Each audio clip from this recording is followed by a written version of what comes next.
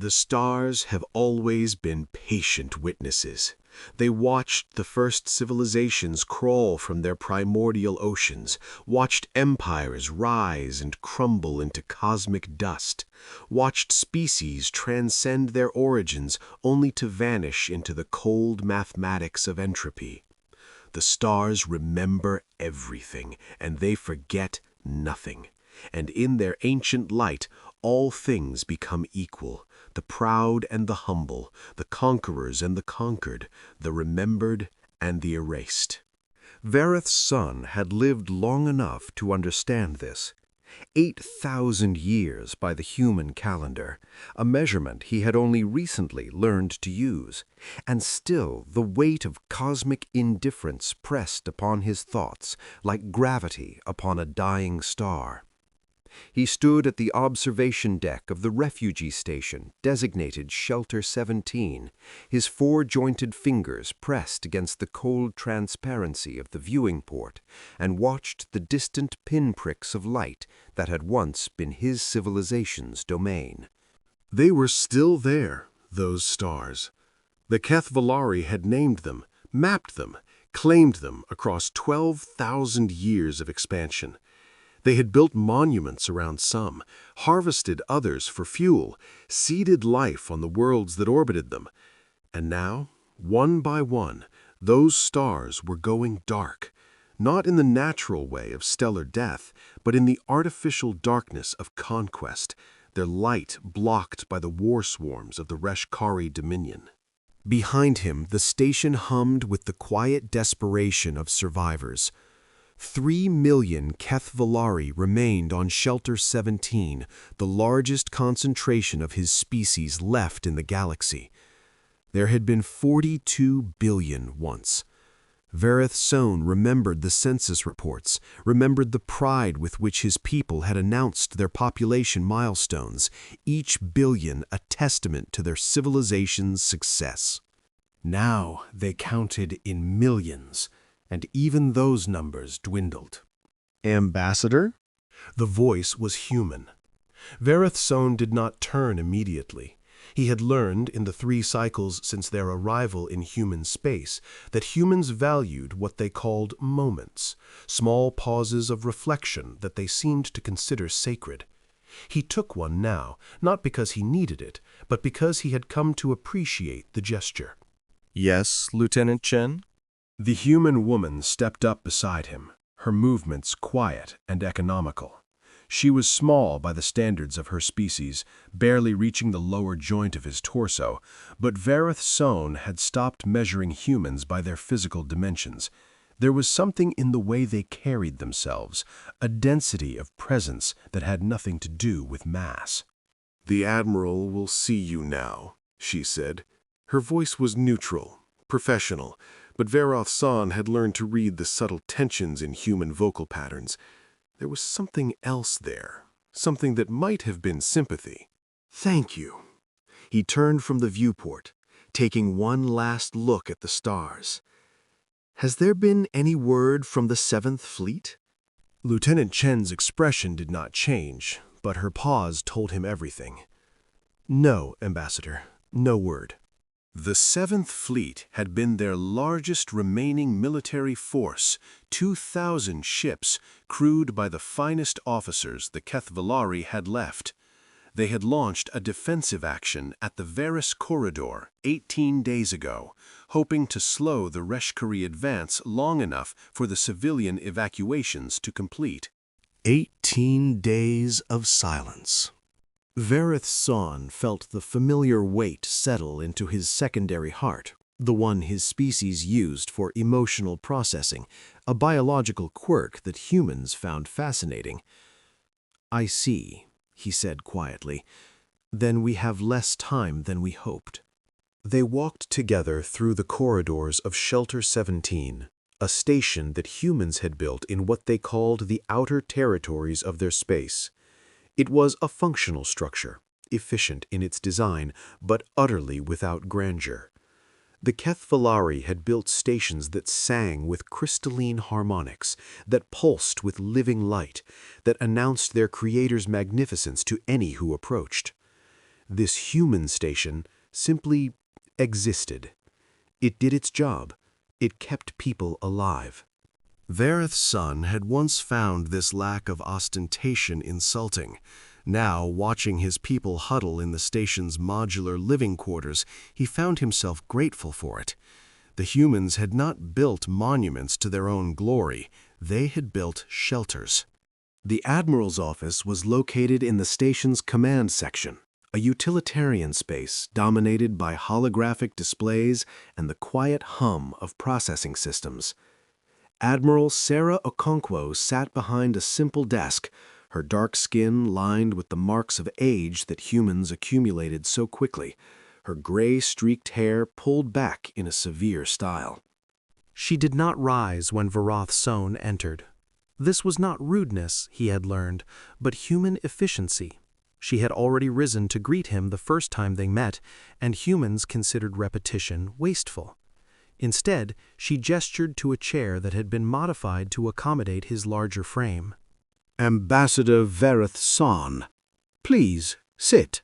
He folded himself into the chair, his secondary legs tucking beneath him in a posture of formal attention. Admiral, I thank you for meeting with me again. You've been requesting this meeting every 6 hours for the past 3 days. There was no accusation in her voice, only observation. I assume you have something new to discuss. I do.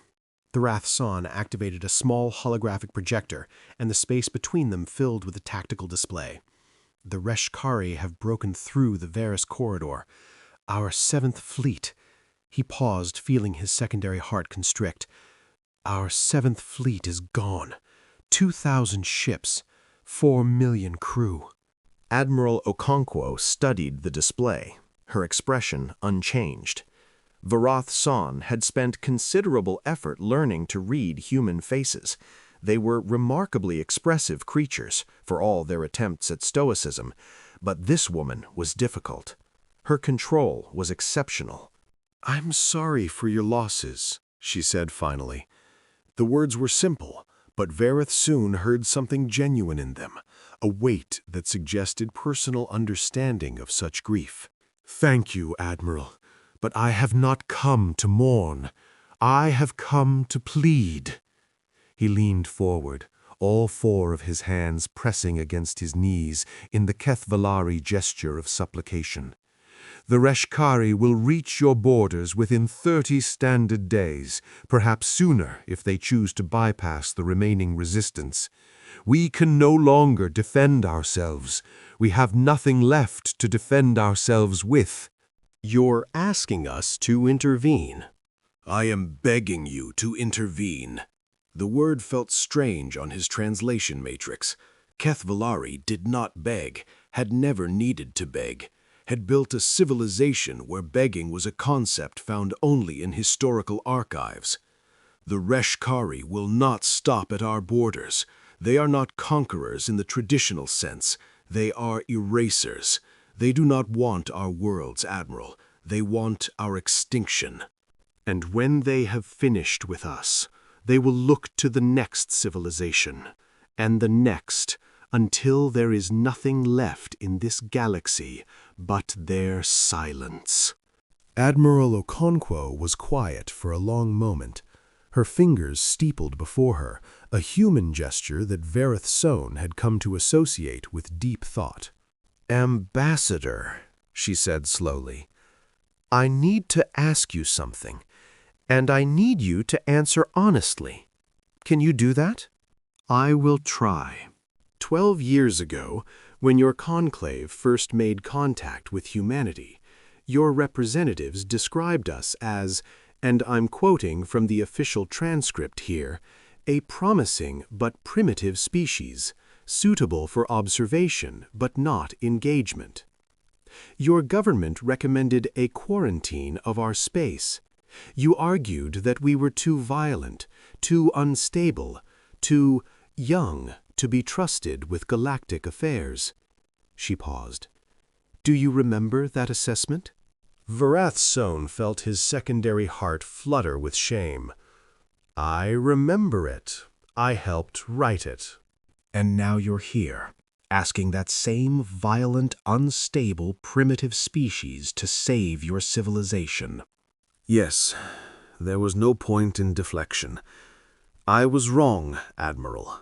My people were wrong.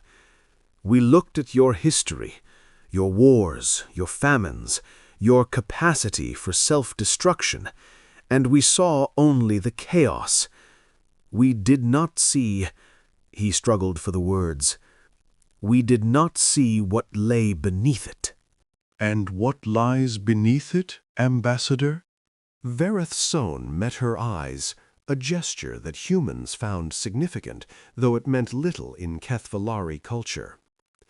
Survival, adaptation, a refusal to yield that we found unsettling. Your species has faced extinction-level threats at least 7 times in your recorded history, and each time you have emerged not just intact, but stronger. We found this statistically anomalous.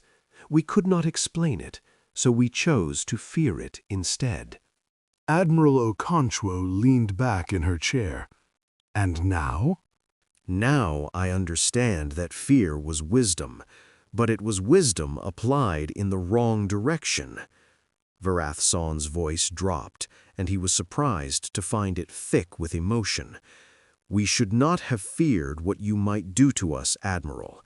We should have recognized what you might do for us, or, failing that, what you might do to our enemies. The Admiral was silent for a long moment. Then she stood, moving to a viewport that looked out at the stars, the same stars Verith Sohn had been contemplating earlier. Her reflection was ghost-like against the infinite dark. "The Reshkari sent us a message last week," she said quietly. "Did you know that?" Verith Son's 4 hearts, 2 biological, 2 synthetic replacements, seemed to stop simultaneously. No, we were not informed. It was addressed to the United Human Governance. They introduced themselves, explained their purpose, which, as you said, amounts to systematic extinction of all non-Reshkari sapient life. They were very clinical about it, very thorough. She paused. They gave us a choice. What choice? Demonstrate our worthiness to exist, or be added to their eradication schedule. Admiral Okonkwo turned back to face him, and for the first time, Varath Son saw something in her expression that he could not quite identify. They want a demonstration of our capabilities, proof that humanity deserves to continue. If we fail to impress them or refuse to engage, they will treat our silence as an admission of inferiority. Varath Sohn felt the deck tilt beneath him, though the station's artificial gravity remained perfectly stable. They are challenging you before they have even finished with us? They are efficient. They like to plan ahead. The Admiral's voice was dry, almost amused. The message included a detailed breakdown of your civilization's military capabilities at the time of first contact, along with a timeline of your decline. They wanted us to see what happens to species that fail to demonstrate worth. And how did your government respond? Admiral Okonkwo smiled. It was not a warm expression. We're still discussing that, Ambassador. These things take time. Time is precisely what we do not have. I understand. She returned to her desk, settling back into her chair with a weariness that seemed to age her another decade. But I need you to understand something too. Humanity has been watching your war with the Reshkari for 3 years now. We've seen your fleets shattered. We've seen your colonies burned. We've seen 40 billion people reduced to 3 million refugees huddled on a station in our outer territories. You've been watching? Verith Sohn could not keep the horror from his voice. You knew what was happening, and you did nothing? We honored the quarantine that your conclave insisted upon. We stayed within our designated borders, as your diplomats demanded. We maintained the safe distance that your species considered necessary for the protection of galactic civilization. The Admiral's words were measured, but Varath San heard the steel beneath them. We watched, Ambassador, because you told us to watch. You told us we weren't ready to participate. You told us our involvement would be destabilizing, dangerous, unwelcome. The shame that flooded through Varath San was so intense that his bioluminescent markings, usually hidden beneath his formal robes, flickered involuntarily. It was a visible display of emotional distress that he had not experienced in centuries. We were arrogant, he said quietly. Yes. We were fools. That too. And now we are dying, and you have every reason to let us die. Varath San's voice cracked on the last word, a sound that the translation matrix reproduced faithfully. Is that what you intend, Admiral? To teach us a final lesson in humility? Admiral Okonkwo studied him for a long moment. Then she reached across her desk and activated a communication panel. This is Okonkwo. Get me a secure line to Geneva, priority 1. A voice crackled through the speaker. Young, efficient, human.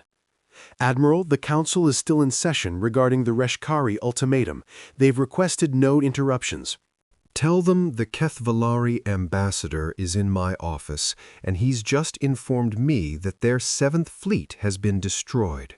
Tell them the Reshkari will be at our borders in 30 days, and tell them, she paused, glancing at Varath San, tell them I think it's time we gave the Reshkari their demonstration. There was a long pause from the other end of the line. Then, understood, Admiral. Connecting you now.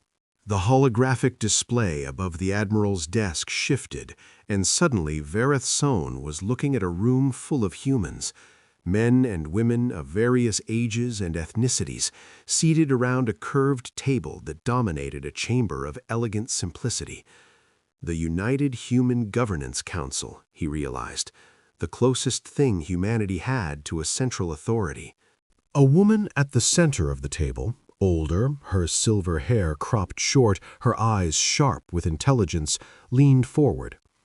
Admiral Okonkwo, your timing is interesting. We were just about to vote. Councillor Vasquez, I apologize for the interruption, but circumstances have accelerated. The Kethvalari have lost their primary defensive fleet. The Reshkari timeline may need to be revised. Murmurs rippled around the table. Varath San watched the humans exchange glances, reading the subtle play of expressions, concern, calculation, and something else, something that looked almost like anticipation.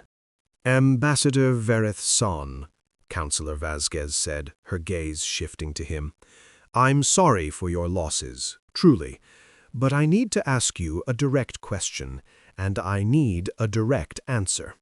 Ask. If humanity intervenes, if we provide the demonstration that the Reshkari have demanded, what happens to your people? Varath San blinked, confused. I do not understand the question. If you defeat the Reshkari, my people survive. Is that not the answer you seek? It's part of the answer. Councillor Vasquez leaned back, steepling her fingers in that gesture Varath San had come to recognize. Let me be more specific. The Reshkari have demanded a demonstration of our capabilities. They expect us to prove ourselves through combat, to show them that humanity is worthy of continued existence. If we engage them, we will not be fighting to save the Kethvalari. We will be fighting to prove a point. Your survival would be a secondary effect, not the primary goal. I understand. Do you? Because there's more. The counselor's gaze was unwavering. The Reshkari have given us a choice of venue for this demonstration. They've offered several options: neutral spaces, contested territories, locations where our engagement would be witnessed by their observation arrays, standard practice for their worthiness evaluations, apparently. And which venue does humanity prefer? The silence that followed was the longest Vareth Sohn had ever experienced. The council members exchanged glances, and the ambassador realized with a chill that they had already made this decision.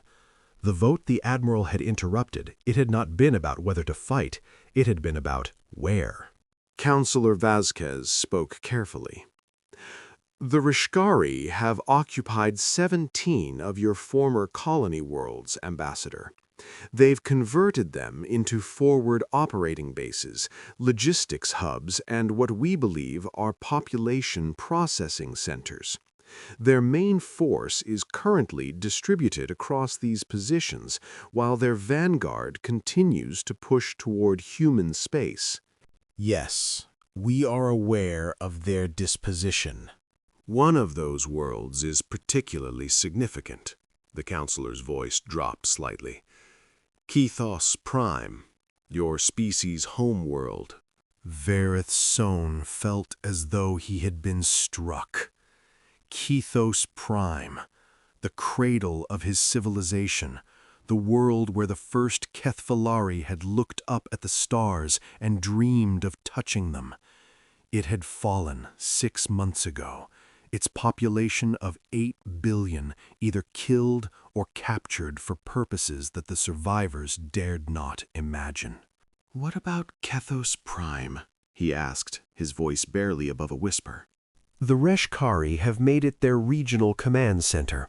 Their most senior commanders are stationed there. Their most advanced defensive systems protect it. It is, in every strategic sense, the most heavily fortified position in what used to be Kethvalari space.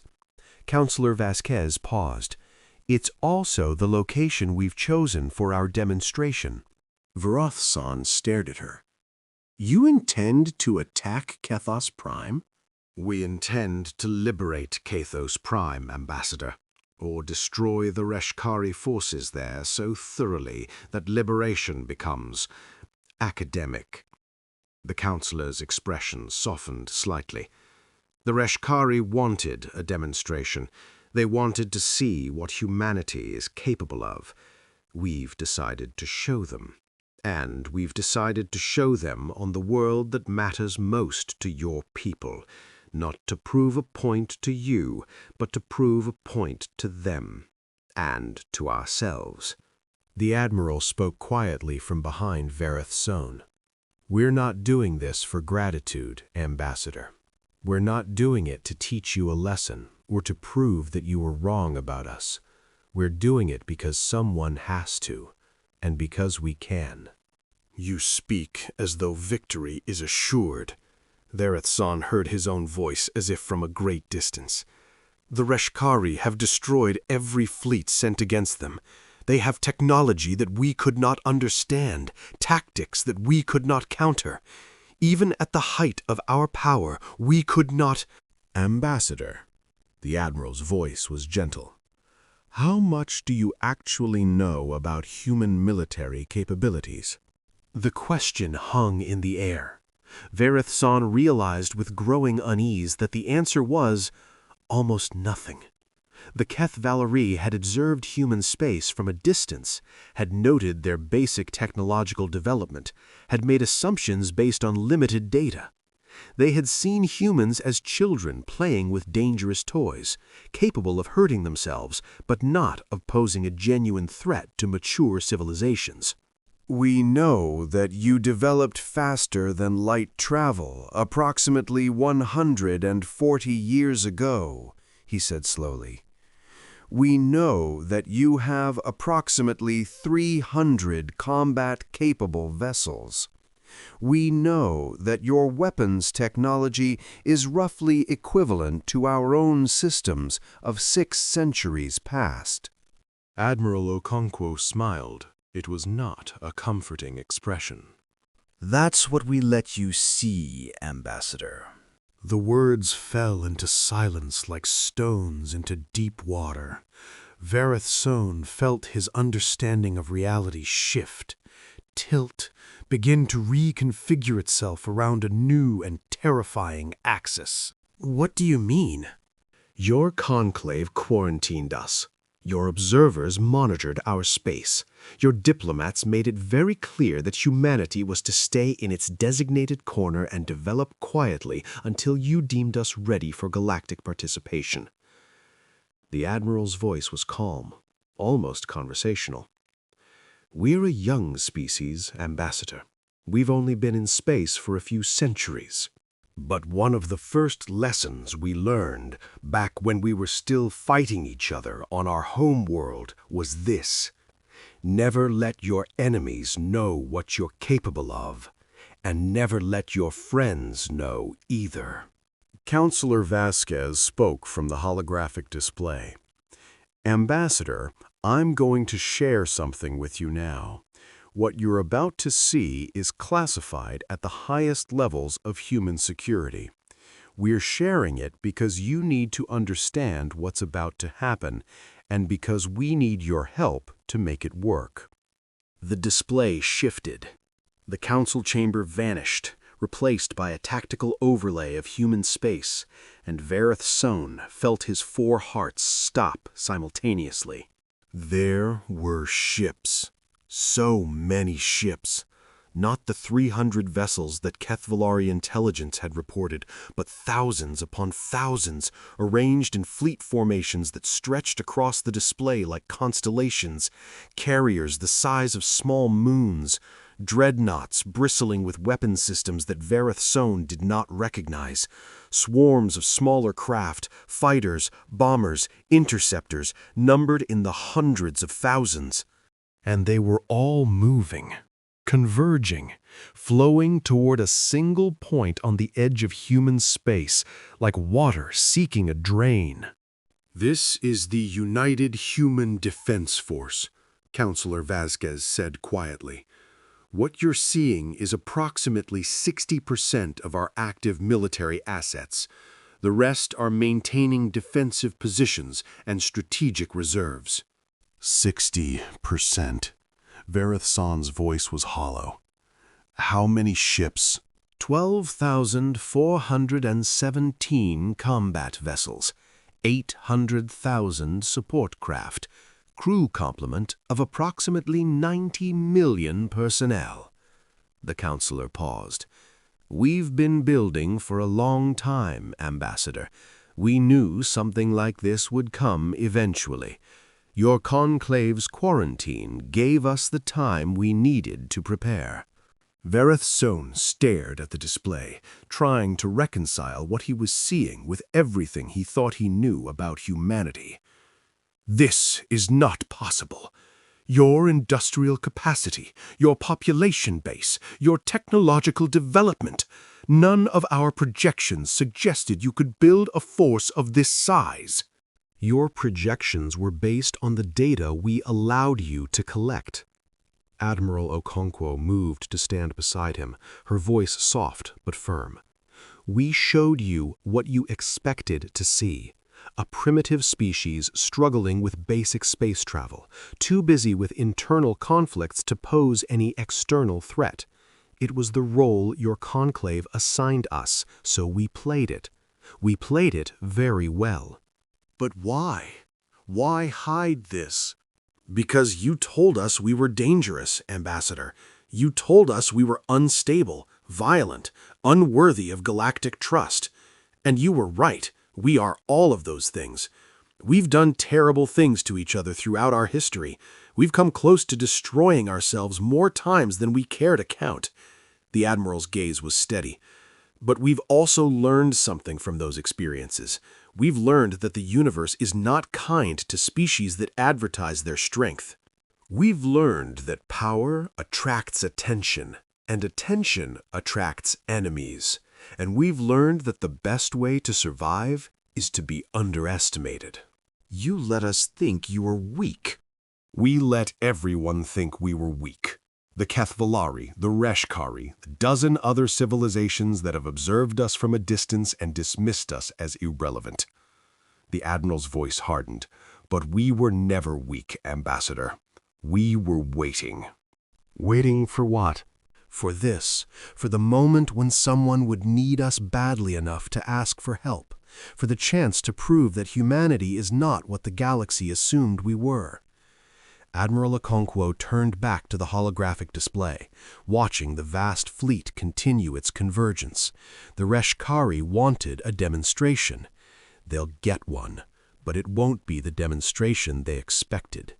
Counselor Vasquez spoke again, her voice carrying the weight of absolute certainty. Ambassador, in approximately 72 hours, the largest military operation in human history will commence. We will enter Kethvalari space through 6 separate transit corridors. We will engage Reshkari forces at all 17 of their occupied positions simultaneously. And at Kethos Prime, we will deploy our full strategic capabilities against their command structure. All 17 positions? Simultaneously? Virith San's mind reeled. The coordination required, the logistics. Even the Reshkari do not attempt operations on that scale. The Reshkari have never faced humanity, the Admiral said simply. They've faced species that fight the way the galaxy expects, sequential engagements, measured responses, careful preservation of resources. That's not how we fight, Ambassador.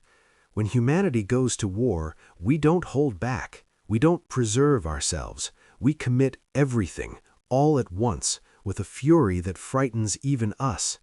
Virith San thought of human history, the wars he had studied, the conflicts he had dismissed as evidence of primitive brutality. He thought of the world wars, the nuclear standoffs, the centuries of blood and fire that had shaped this species, and he realized, with a clarity that felt like ice in his secondary heart, that he had misunderstood everything. The humans had not survived their violent history despite their nature. They had survived because of it. Every war had taught them something. Every disaster had made them stronger. Every brush with extinction had refined their capacity for coordinated, overwhelming force. They were not a young species struggling to find their place in the galaxy. They were a species forged in the crucible of perpetual conflict, tempered by millennia of hardship, sharpened into something that the galaxy had never seen before. "What do you need from me?" Virith San heard himself ask. "Information," Counselor Vasquez replied. "Everything your people know about Reshkari defenses at Kethos Prime, ship dispositions, weapon capabilities, command structures. The more we know, the more precisely we can strike." "You shall have it. Everything we have, everything we are." "There's something else." The counselor's voice softened. "We're going to need your people to witness this, Ambassador. When we take Kethos Prime, we need Kethvalari observers present. We need your species to see what happens, not because we want gratitude, but because we need the galaxy to understand." "Understand what?" "That humanity is not a species to be quarantined and monitored. We are not children to be supervised until we're mature. We are an equal, and now that we've revealed ourselves, we will take our place in galactic affairs, whether the other civilizations approve or not." Counselor Vasquez leaned forward. "The Reshkari wanted proof of our worthiness. After Kethos Prime, there will be no doubt left in anyone's mind." The next 72 hours passed in a blur of activity. Virith San worked alongside human intelligence officers, sharing every scrap of data the Kethvalari possessed about Reshkari operations. He watched human strategists absorb information at impossible speeds, watched them integrate his people's hard-won knowledge into plans of staggering complexity, watched them coordinate across light years with a precision that his own civilization had never achieved. He saw things that he could not explain. Human communication systems that seemed to operate faster than light, transmitting data instantaneously across distances that should have required hours or days. Human weapons that his scanners could not identify, packed into ships that moved with an agility that defied their apparent mass. Human soldiers who trained for combat with a focus that bordered on the religious, their movements synchronized in ways that suggested either extraordinary discipline or some form of collective consciousness. And through it all, the humans remained calm. They did not boast about their strength. They did not gloat over the coming battle. They simply prepared, methodically and thoroughly, like craftsmen readying their tools for a day's work. On the evening before the operation commenced, Vareth San found himself once again at the observation deck, staring out at the stars. Lieutenant Chen appeared beside him, as she often did, her presence a quiet comfort that he had come to appreciate. "Can't sleep?" she asked. My species does not sleep in the human sense. We enter a state of reduced consciousness, but awareness remains. He paused. Tonight, even that is beyond me. Tomorrow, we learn whether my people live or die. Tomorrow, a lot of humans might die too. Chen's voice was matter-of-fact, devoid of self-pity. That's the nature of war. Does that not frighten you? Of course it does. She leaned against the viewport, her reflection ghost-like against the stars. But fear isn't something humans try to eliminate, Ambassador. We've learned to use it. Fear keeps us sharp. Fear reminds us what we're fighting for. And fear, she paused, choosing her words carefully, fear is what makes victory meaningful. I do not understand. If we weren't afraid, if we didn't risk anything, then winning would just be expected, routine. But we are afraid, and we're going anyway. That's what makes it matter. She glanced up at him. You asked me once why humans are the way we are, why we survived when so many other species would have broken. This is why. We don't win because we're not afraid. We win because we're terrified, and we fight anyway. Varath Son considered this. The Reshkari believe that fear is a weakness to be eliminated. They have modified their own neural chemistry to suppress it entirely. Then they've made a mistake. Fear isn't just about survival. It's about knowing what matters. A species without fear is a species without priorities. They'll fight for anything, which means they're really fighting for nothing. Chen's voice hardened. Tomorrow, the Reshkari will face an enemy that is absolutely terrified. Terrified of losing. Terrified of failing. Terrified of what happens if we don't win. And that fear will drive us to do things that a fearless species could never imagine. She straightened, preparing to leave. Try to rest, Ambassador. Whatever happens tomorrow, you'll want to be awake to see it. The battle for Kethos Prime began at 0600 hours, Universal Standard Time. Varath Son watched from the command center of the human flagship Indomitable, surrounded by officers who moved with quiet efficiency, their voices a low murmur of status reports and coordination signals. The human fleet had emerged from transit in a sphere around the planet, not the linear formations that conventional tactics prescribed, but a three-dimensional encirclement that left no avenue of escape. 12,000 ships against the Reshkari garrison of 800. The numbers alone were staggering. But it was not the numbers that made Varath Son's breath catch in his throat. It was the movement. Human ships did not fight like Kethvalari vessels, engaging in orderly exchanges of fire from fixed positions. They moved, constantly, unpredictably, flowing around the Reshkari defenses like water around stone. Squadrons broke apart and reformed in patterns that seemed random until suddenly they weren't, until suddenly a Reshkari cruiser found itself caught in a crossfire from ships that had been kilometers apart moments before. And they were fast, so impossibly fast. Vareth Son's tactical displays struggled to track human vessels as they accelerated, decelerated, changed vectors with an agility that should have killed their crews 100 times over.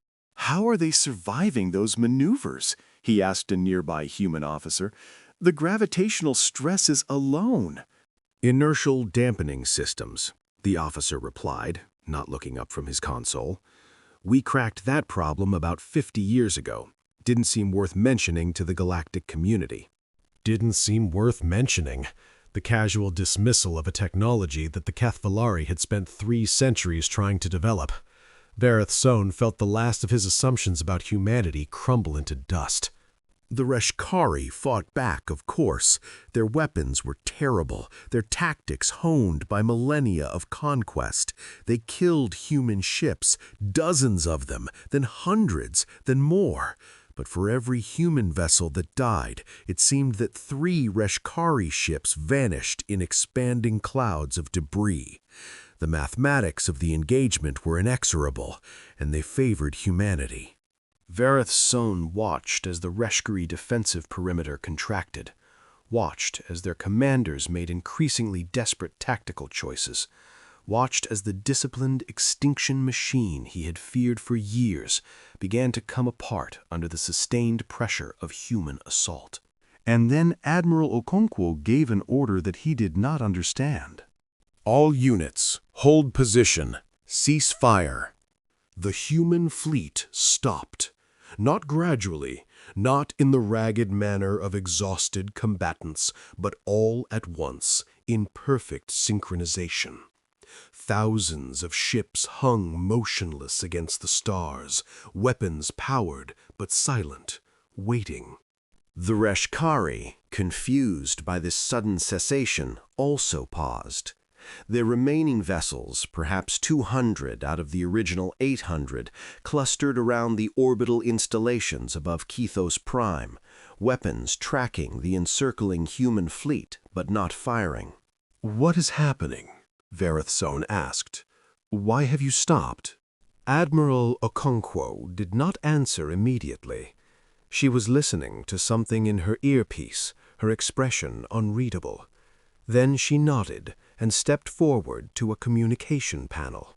This is Admiral Sarah Okonkwo of the United Human Defense Force, addressing the Reshkari Dominion command structure. You demanded a demonstration of humanity's capabilities. You have received one. Your fleet is destroyed. Your defensive positions are compromised. Your survival now depends entirely on our restraint." Static crackled through the speakers, and then a voice emerged, cold, mechanical, utterly without emotion. "You have performed adequately for a species of your developmental stage. The Dominion acknowledges your combat capabilities. However, tactical victory in a single engagement does not constitute worthiness for continued existence. You have proven you can fight. You have not proven you can endure." Admiral Okonkwo smiled. It was not a pleasant expression. "We anticipated this response. That's why we didn't limit our demonstration to Kethos Prime." She gestured, and the tactical display expanded. Vareth Son saw 17 points of light, 17 Reshkari-occupied worlds, and at each point he saw the same story playing out. Human fleets engaging Reshkari forces, human tactics overwhelming Reshkari defenses, human ships moving with that same terrible, fluid precision. The Reshkari had been defeated, not in one battle, but in all of them, simultaneously, across light years of space. The entire structure of their occupation had been dismantled in a single coordinated strike. "You asked us to prove our worth," Admiral Okonkwo said quietly. "You wanted to see what humanity was capable of. Now you have seen. 17 worlds, 17 battles, 17 victories. Not because we are stronger than you, though we are. Not because our technology is superior, though it is. But because when humanity fights, we fight as one. Every ship, every soldier, every strategy coordinated across distances that your dominion considered impossible to bridge." The Reshkari voice returned, and for the first time, Vareth Son heard something in it that might have been uncertainty. "How? Our intelligence indicated your species lacked the collective consciousness required for such coordination. You are individuals. You are divided. You are—" "We are divided," Admiral Okonkwo agreed. "We argue. We disagree. We fight among ourselves. But when something threatens all of us, when our existence as a species is at stake, we become something that your collective consciousness cannot understand. We become united. Not because we're forced to be, not because we're wired to be, but because we choose to be. Every human in this fleet chose to be here. Every human made the decision to fight, to risk death, to stand against extinction." And that choice, that willing unity, is something that a species like yours, driven by programming and directives, can never replicate. Silence. The Reshkari did not respond. Their ships hung motionless, waiting. "You wanted a demonstration," Admiral Okonkwo continued. "You got one, but we're not done yet, because there's something you need to understand about humanity, something that your files and your analyses failed to capture. We don't just fight to survive, we fight because we remember. We remember every species that has suffered at your hands. We remember the Kethvalari. We remember the countless civilizations you've erased from existence. And we remember that you gave us a choice: demonstrate or be destroyed."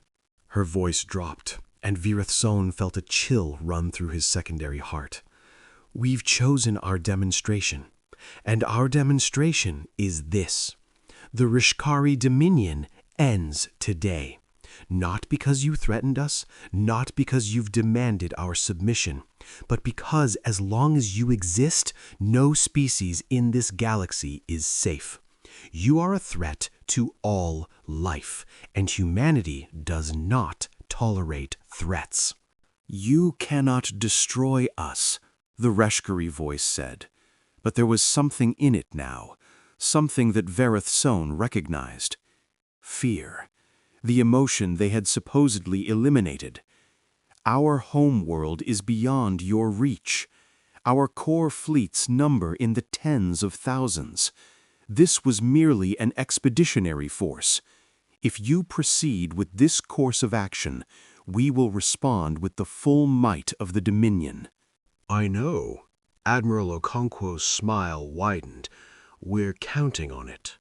She turned to face Vareth Son, and her expression softened slightly.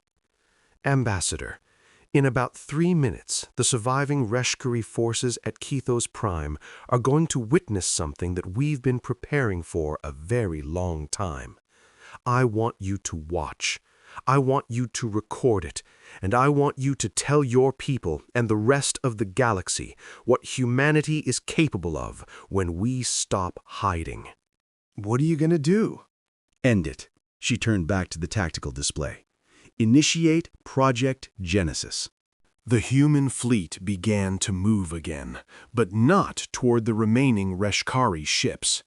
Instead, they separated, opening a corridor through their formation, a gap that pointed directly at the distant point of light that marked the Reshkari homeworld. And through that gap, something emerged. Varath's son had seen large vessels in his 8,000 years of life. He had seen the Kethvalari world ships, those magnificent constructs that could carry millions of passengers across the galaxy.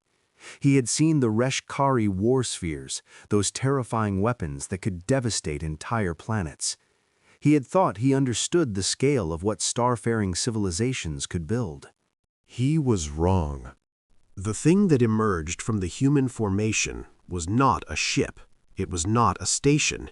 It was something else entirely, a construct so vast that it dwarfed the surrounding vessels like mountains beside pebbles. Its surface was dark, almost invisible against the stars, but it moved with a purposefulness that suggested immense power held in check. What is that? Vareth San's voice was barely a whisper. We call it the Horizon, Admiral Okonkwo said quietly. It's a reality anchor, a device that can fold space-time itself, creating a corridor between any 2 points in the universe. We've been building it for 80 years, hidden in a dimension that your sensors couldn't detect. It's how we coordinated our attacks today, how we moved our fleets across light years instantaneously. That's impossible. The energy requirements alone. We harvest stars, Ambassador. We've been doing it for decades, in systems that the galaxy assumed were uninhabited. Your conclave's quarantine gave us the perfect cover. She paused. Right now, the Horizon is establishing a corridor to the Rishkari homeworld. In approximately 2 minutes, every ship in this fleet will be in orbit above their capital city. Vareth San stared at her. You're going to attack their homeworld directly? We are going to give them a choice, Admiral Okonkwo corrected. The same choice they gave us. Demonstrate their worthiness, prove that they can change, that they can coexist with other species, or face extinction. Her expression was hard, but we both know what they'll choose. They're programmed for conquest. They don't have the capacity for peace. The Reshkari voice crackled through the speakers again, and this time there was no mistaking the panic in it. This is not possible. Our homeworld is defended by fleets that we've already mapped, by defenses that we've already analyzed, by strategies that we've already counted. Admiral Okonkwo's voice was calm, almost gentle. You made a mistake when you revealed yourselves to us. You gave us time to prepare, and you underestimated what a species forged by struggle is capable of. The construct, the Horizon, began to glow. Space itself seemed to distort around it, bending and folding in ways that Vareth San's mind struggled to process. And then, with a flash of light that should have been invisible across the vast distances of space, but somehow wasn't, the human fleet vanished. All of them. 12,000 ships. Gone. Varath San stood alone on the observation deck of a ship that was suddenly, impossibly, somewhere else entirely. Through the viewport, he saw a world he had never seen before, a planet of twisted metal and artificial surfaces, orbited by countless defensive platforms and surrounded by fleets that dwarfed even humanity's armada. The Reshkari homeworld, and humanity had just appeared in its sky. The battle that followed was not like anything Vareth San had witnessed before. It was not a contest of equals, nor was it the overwhelming dominance that humanity had demonstrated at Kethos Prime. It was something else entirely, a war of extinction fought between two species that had both decided that the other could not be allowed to exist. The Rishkari fought with everything they had. Tens of thousands of ships poured from orbital facilities. Weapons batteries that could crack continents opened fire on the human fleet, and strategies millennia in the making were executed with perfect precision. And humanity met them, ship for ship, weapon for weapon, strategy for strategy. But it was not the combat itself that broke Verith Son's understanding of the universe. It was what happened during the combat, the small moments, the individual acts, the choices that humans made in the midst of annihilation. He saw a human cruiser, its engines crippled, its weapons depleted, deliberately ram a Reshkari carrier to allow civilian transport ships to escape the planet's surface. He saw fighter pilots, outnumbered 10 to 1, form suicide formations to create corridors for evacuation ships. He saw medics treating wounded Reshkari soldiers, enemies who had been trying to kill them moments before, because, as one medic said when asked why, they're still people. The humans were dying, thousands of them, tens of thousands, but they kept fighting, kept pushing, kept moving forward with a determination that seemed to transcend any rational calculation of survival. And slowly, impossibly, they began to win. The Reshkari fleets broke, not all at once, but in pieces. Individual ships that stopped responding to commands, squadrons that retreated instead of advancing, defensive lines that collapsed under sustained pressure. The mathematical certainty that had driven their civilization for millennia began to fail as it encountered something it could not model, a species that refused to stop. Verith Son watched as human ground forces landed on the Reshkari homeworld, fighting through streets that had never known invasion, advancing toward the central command structures that had directed the extinction of countless species. He watched as Reshkari commanders, faced with the reality of their own mortality for the first time in their engineered existence, made choices that their programming could not have predicted. Some fought to the death, some surrendered, and some, a handful but enough to matter, asked questions that no Reshkari had ever asked before. Why? Why are you doing this? What makes you different? And humanity answered, not with weapons, but with words, with explanations of what it meant to be mortal, to be afraid, to struggle and fail and struggle again, with stories of human history, the wars and the famines and the disasters, and how those experiences had shaped a species that could not be broken because it had already been broken countless times and had rebuilt itself every time. Verith's son did not know how long the battle lasted. Time seemed to lose meaning as he watched the Reshkari dominion, the terror of the galaxy. The erasures of civilizations crumble under the sustained pressure of human determination. When it was over, when the last Reshkari fleets had surrendered or been destroyed, when the command structures had been captured and the weapons disabled, Admiral Okonkwo found him still standing at the observation deck, staring out at the shattered remains of a civilization that had thought itself invincible. Ambassador. Her voice was tired. She had aged years in the hours since the battle began. It's done. I saw everything, Verith Son said quietly. I recorded it, as you asked, but I do not know what to say. I do not know how to explain what I witnessed. Admiral Okonkwo moved to stand beside him. You don't have to explain it, just show it. Let the galaxy see what happened. Let them draw their own conclusions. They will fear you. Every species that watches this recording will fear what humanity has become. Good, the Admiral's voice was soft. Fear keeps them safe. Fear reminds them that the galaxy has a protector now, not a conqueror, not a ruler, but a protector. A species that will do whatever it takes to ensure that what happened to your people never happens again. Why? The question had been building in Verith Son for hours, and now it emerged as a desperate plea for understanding. Why did you do this? The Kethvalari rejected you.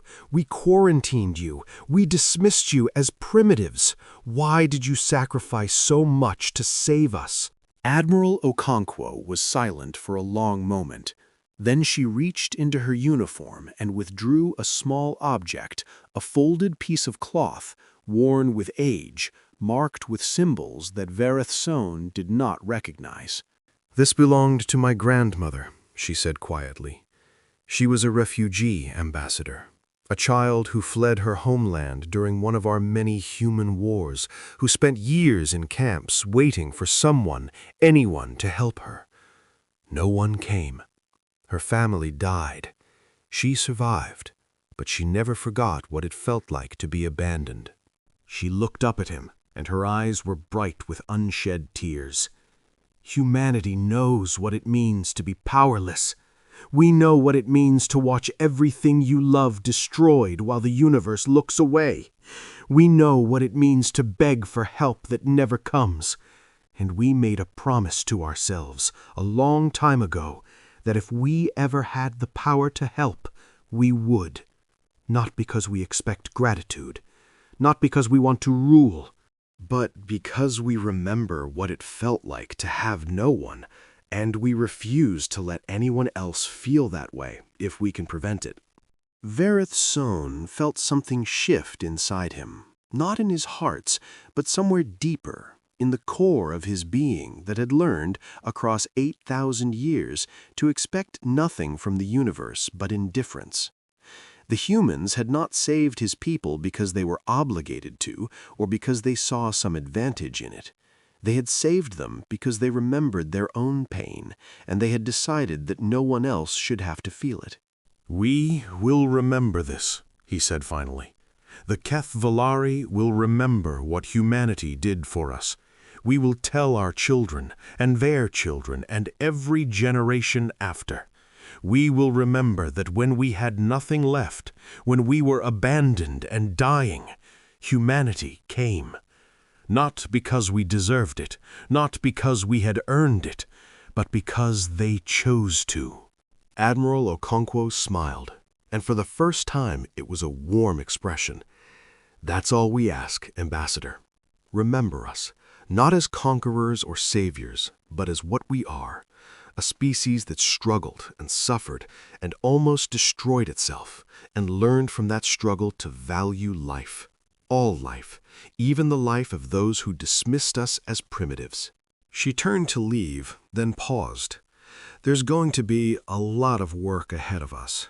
Rebuilding your worlds, integrating the surviving Reshkami into some kind of peaceful existence, convincing the rest of the galaxy that humanity isn't a threat.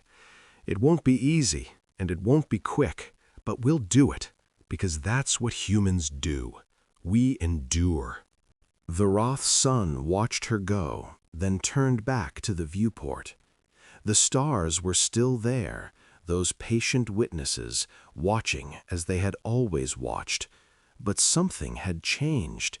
The light that reached his eyes now seemed different, warmer perhaps, or more welcoming. Humanity had wanted to be part of the galaxy. They had been rejected, quarantined, dismissed. And when the galaxy faced extinction, when the ancient powers that had judged humanity unworthy were on the verge of being erased, humanity had not said, "You deserve this." They had not turned away. They had not demanded apologies or concessions. They had simply helped because they could, because they remembered what it meant to suffer, because, in the end, that was who they were. The Reshkari had wanted a demonstration of humanity's worth. They had expected a display of military power, a showing of strength that could be measured and analyzed and judged. Instead, humanity had given them something else entirely. They had demonstrated not just their power, but their purpose, not just their strength, but their soul. They had shown the galaxy that they were more than conquerors, more than survivors, more than the violent, unstable species that the Kethvalari had feared. They were protectors. They were builders. They were the species that remembered pain and chose to prevent it.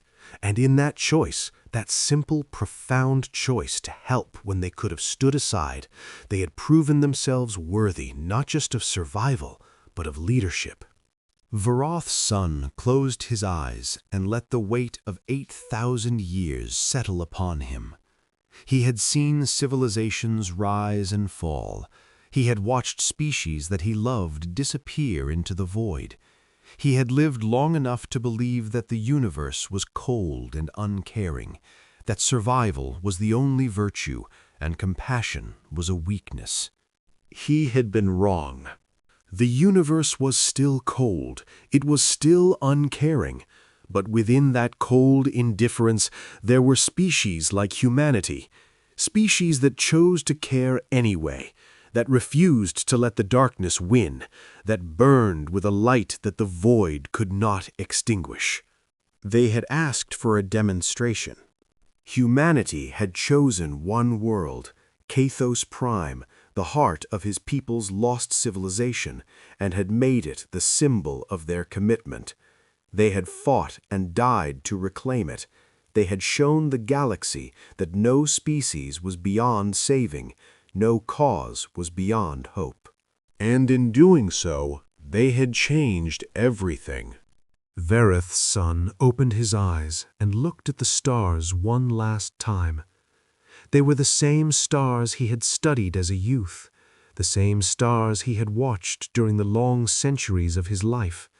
But they seemed brighter now, more welcoming, as if the galaxy itself had recognized that something fundamental had shifted. Humanity was no longer a young species waiting for permission to participate.